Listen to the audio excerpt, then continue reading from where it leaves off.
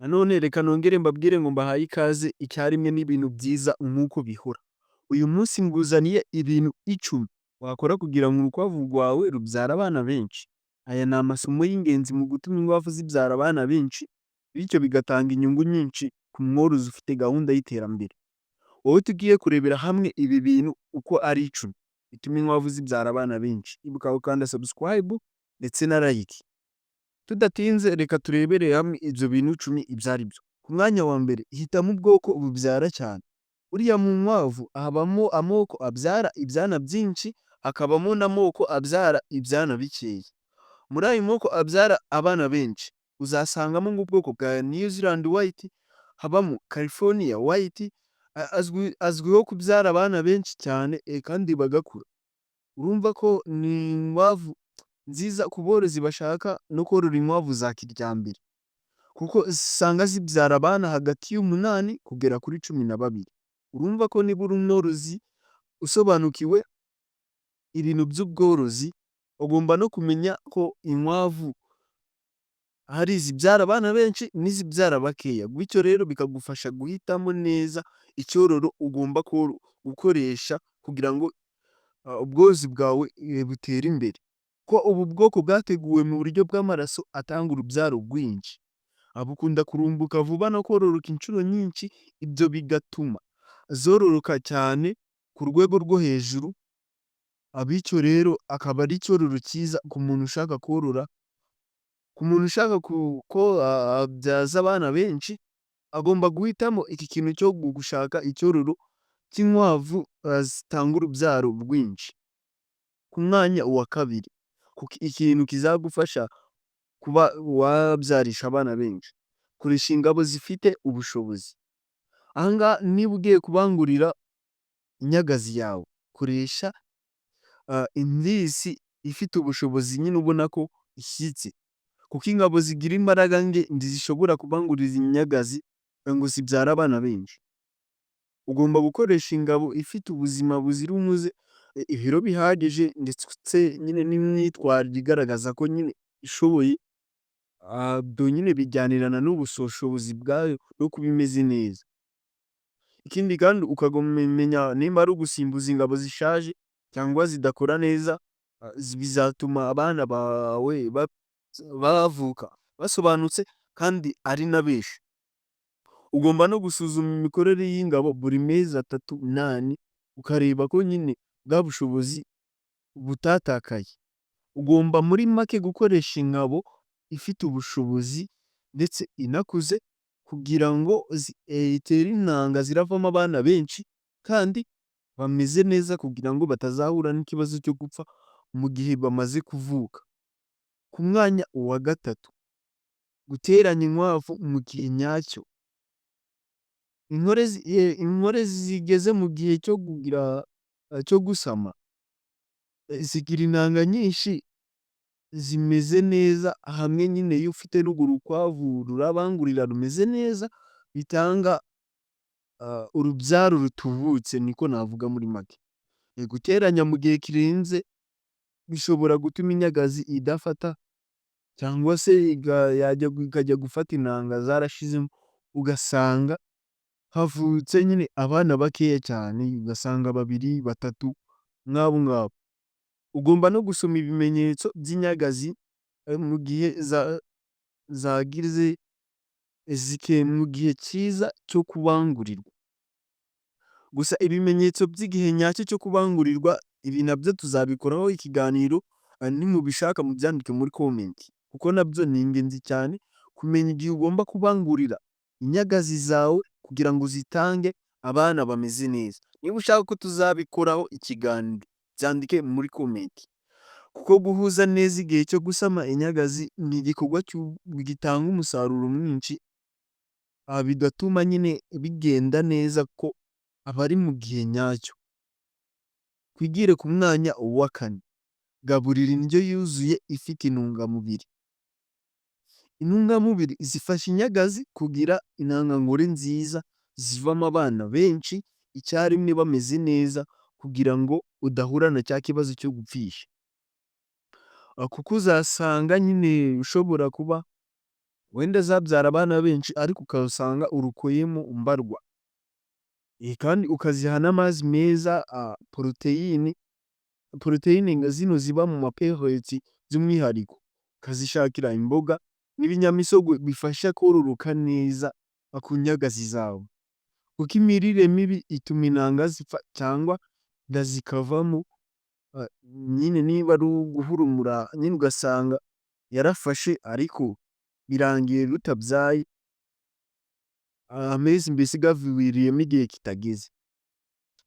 Ugomba kwita rero ko wazigaburiye neza, zimeze neza, ukazikurikiranira hafi nyine w'umworozi w'umwuga, kuko inkwavu nziza zifite umubiri umeze neza wuzuye zibyara abana benshi kandi bazima. Urumva ko ikintu bita indyo uha inkwavu ni ikintu ugomba kugenzura neza kugira ngo nazo zitange wa musaruro turi kuvuga. Ku mwanya wa gatanu, kuzishakira umutekano. Inkwavu zibyara ziba iyo zifite ubwoba cyangwa zitameze neza, zidatekanye ntabwo zibyara neza. Urugero nko guhindagura keji ahantu hari urusaku, ahantu hari ibidukikije bitunguranye byonyine bituma zitanga urubyaro rutari rwiza, hamwe n'uko bishobora no kurya abana rwabyaye. Ahantu hari umutekano, urumva urukwavu rwawe rukeneye kubyarira ahantu hatekanye kugira ngo rwumve ko narwo rumeze neza, niba ari abo bana bavutse bakure nayo mu mutuzo. Ugomba gufata urukwavu rugiye kubyara wabanguriye nyine, ukarushyira ahantu hatuje hameze neza, kuko gutuza kwayo bigira uruhare mu myitwarire y'imisemburo y'uburumbuke. Bityo rero urukwavu rukatwita neza nimba ari ukubwegeka, hanyuma rukazajya kubyara rumeze neza nta kibazo rufite. Ku mwanya wa gatandatu, kurinda indwara n'udukoko. Indwara zifata imyororokere nka uterine infection zigabanya ubushobozi bwo kubyara ku nyagazi. Udusimba nka za mitsisi nyine ni utunyabuzima duto kuko twangiza ku gitsina cy'urukwavu rwawe, bityo rero urukwavu rwawe ugomba kururinda utuntu tw'udukoko n'uburwayi bumwe na bumwe, kuko urukwavu rutarwaye rukora neza mu gusama no kubyara. Ku mwanya wa karindwi, kurinda guteranya inshuro nyinshi inyagazi n'ingabo mu gihe rudafite uburumbuke nyine cyo gusama. Niyo mpamvu ugomba kumenya urukwavu mu gihe cyo kubangurira. Utabizi nyine ubyandike muri komenti nabyo tuzabikore nyine ikiganiro, kuko kubangurira inshuro nyinshi zishobora guhungabanya imisemburo y'ingurube, kuko bigabanya ububiko bw'intangangore aribyo bita ovum, bigatuma umubare w'abana ugabanuka. Jya ugenzura igihe cy'imyororokere n'ingano y'iminsi hagati yo guteranya ingabo n'iyo nyagazi yawe. Ku mwanya wa munani, kumenya no gufata neza inyagazi zafashe. Inkwavu zitwite zikenera ituze, imirire myiza ndetse n'isuku yo hejuru, kuko ahantu hari ubushyuhe bukabije n'imbeho cyangwa kwigunga bishobora gutuma rutabyara, nyine zikabyara igihe kitageze abana bagapfa, aribyo bavuze nyine ngo nyina yavuyeho. Irinde icyazihungabanya mu minsi 15 ya mbere yo gusama. Uko zitaweho neza niko intanga zikura neza kandi abana bakavuka ari benshi. Ku mwanya wa 9, kurinda indwara zituruka ku mirire mibi. Icya kintu nahoze mvuga cyo kugenzura neza ibiribwa uhereza inkwavu zawe kugira ngo nazo zitange umusaruro mwiza. Menya guhuza amafunguro n'inkwavu ziri mu bihe bitandukanye. Ongera amafunguro nyine ku nkwavu by'umwihariko zigegetse n'inyagazi zawe zafashe, bizafasha nyine kugira ngo zibyare abana beza bameze neza kandi benshi. jya ugenzura uko inkwavu nyine zitwara nyuma yo gusama, ukamenya n'ibyo izikenera bigendeye no ku buryo ruri kwitwara.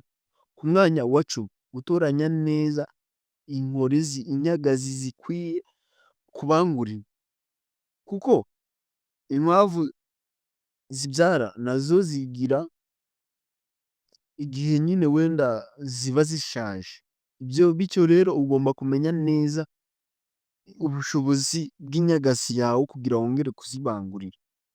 Ugomba kurambagiza amaraso meza kugira ngo ubyarishe inkwavu nyinshi, cyangwa se n'ikindi nyine ukarekura cyangwa ukagurisha izo nkwavu nyine zimaze gusaza, mu gihe kugira ngo uzane izindi nshya zizabyara abana bari hejuru y'umunani kugeza kuri 12. Ibi bituma ubworozi bwawe bushingira ku rukurikirane rw'inkwavu zibyara neza. Izi ni inkingi z'ingenzi mu gutuma inkwavu zibyara abana benshi, bityo bigatanga inyungu nyinshi ku mworozi ufite gahunda wifuza ko yagera kure cyane hashoboka mu bworozi bwe. Niba iki kiganiro kigufashije, kanda subscribe, like ndetse wandike no muri comment cya kiganiro cy'igihe cyiza wabangurira inkwavu zawe nimba ubaye ushaka ko tugikora. Reka mbabwire ngo ndabakunda, Imana ibahe umugisha, ndabakunda. Reka tuzasubire vuba.